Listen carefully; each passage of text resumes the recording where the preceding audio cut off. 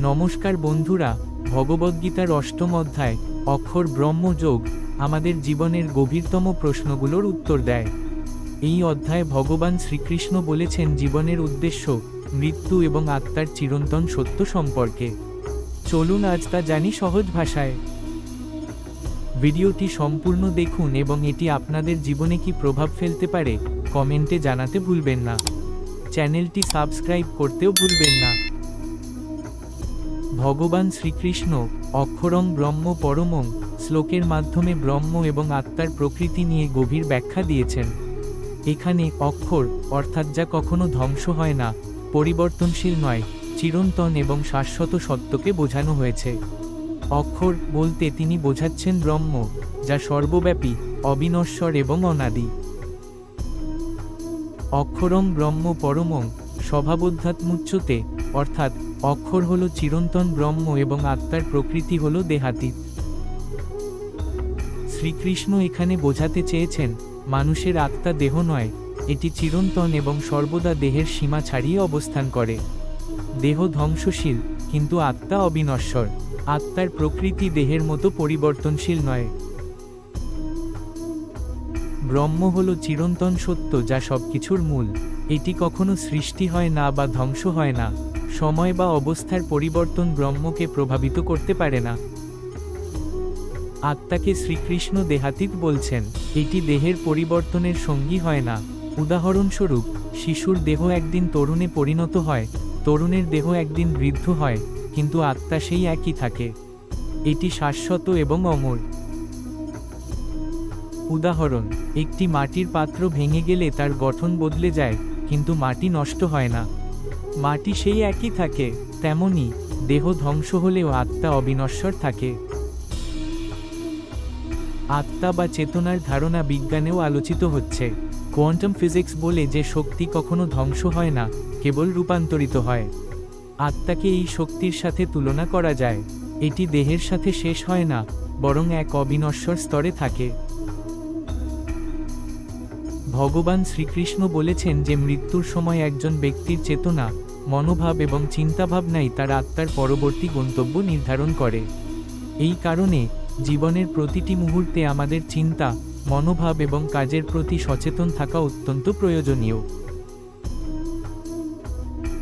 জং জং বাপি স্মরণ ভাবং ত্যাজোত্তন্তে কলেবরম, অর্থাৎ যে চিন্তায় মন স্থির থাকে মৃত্যুর সময় আত্মা সেই অনুযায়ী নতুন গন্তব্যে যায়।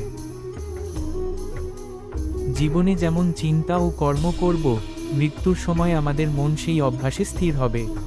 তাই ইতিবাচক চিন্তা এবং সৎকর্মই আমাদের সঠিক গন্তব্যে নিয়ে যেতে পারে। এই শ্লোক থেকে বোঝা যায় যে আমাদের মন এবং চেতনার অবস্থা শুধু আমাদের বর্তমান জীবনেই নয়, বরং মৃত্যুর পরে আত্মার গন্তব্যেও প্রভাব ফেলে। এটি যেন প্রকৃতির একটি শাশ্বত আইন, যা কারো দ্বারা পরিবর্তনযোগ্য নয়। উদাহরণ, ভরত মহারাজ ছিলেন এক মহান রাজা, যিনি তার জীবনের শেষ দিকে ঈশ্বরের প্রতি অনুগত হয়ে কঠোর তপস্যায় লিপ্ত হয়েছিলেন। কিন্তু তিনি একটি হরিণ শাবকের প্রতি অতিরিক্ত স্নেহবশত মৃত্যুর সময় হরিণের চিন্তা করছিলেন। ফলে পরবর্তী জন্মে তিনি হরিণ রূপে জন্মগ্রহণ করেন। এটি আমাদের শেখায় যে আমাদের চিন্তা সর্বদা ঈশ্বরমুখী এবং সৎ হওয়া উচিত।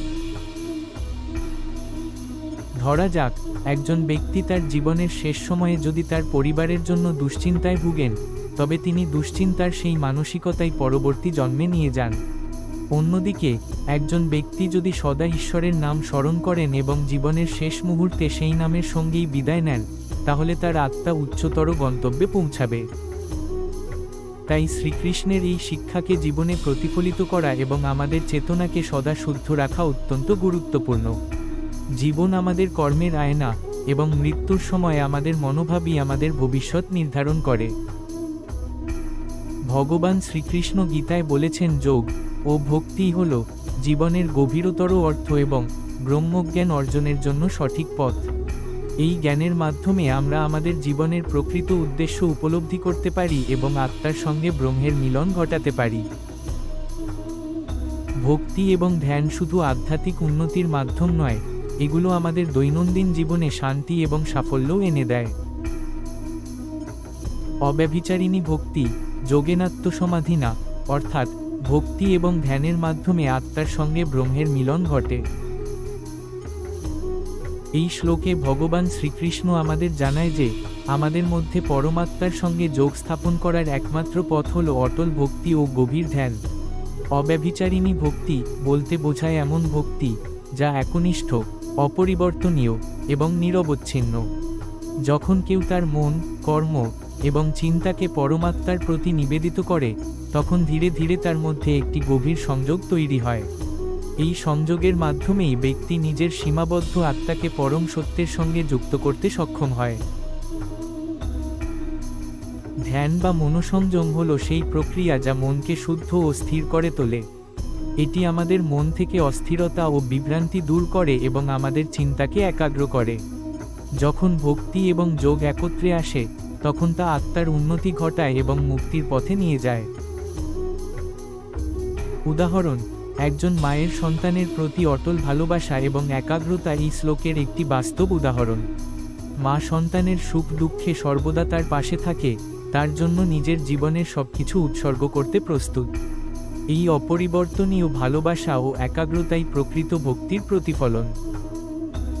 রামকৃষ্ণ পরমহংস সারা জীবন মা কালীকে উপাসনা করেছেন। তার ভক্তি ও ধ্যান তাকে ব্রহ্মজ্ঞান লাভে সহায়ক হয়েছে। এই শ্লোকের মূল শিক্ষা হল, জীবনে অটল ভক্তি এবং ধ্যানের মাধ্যমে মনকে স্থির করে পরম সত্যের সঙ্গে একাত্ম হতে পারা। এই ভক্তি এবং যোগ চর্চার মাধ্যমে আমরা আমাদের চেতনার গভীরে প্রবেশ করতে পারি এবং পরমাত্মার সঙ্গে সংযোগ স্থাপন করতে পারি।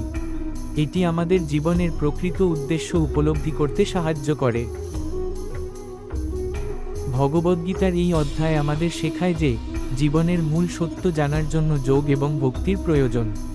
অক্ষর ব্রহ্ম আমাদের জীবনের চূড়ান্ত উদ্দেশ্য এবং পথ প্রদর্শক। তস্যাহং সুলভ পার্থ নিত্যযুক্তস্য যোগিন, অর্থাৎ যারা সর্বদা যোগের পথে থাকে তাদের কাছে আমি সহজলভ্য। বন্ধুরা, যদি অক্ষর ব্রহ্ম যোগের এই শিক্ষা আপনার মনে দাগ কাটে, তাহলে আমাদের ভিডিওটি শেয়ার করুন এবং চ্যানেলটি সাবস্ক্রাইব করুন। গীতার আরও অধ্যায়ের সঙ্গে আমাদের জ্ঞান যাত্রা চালিয়ে যাব। ধন্যবাদ।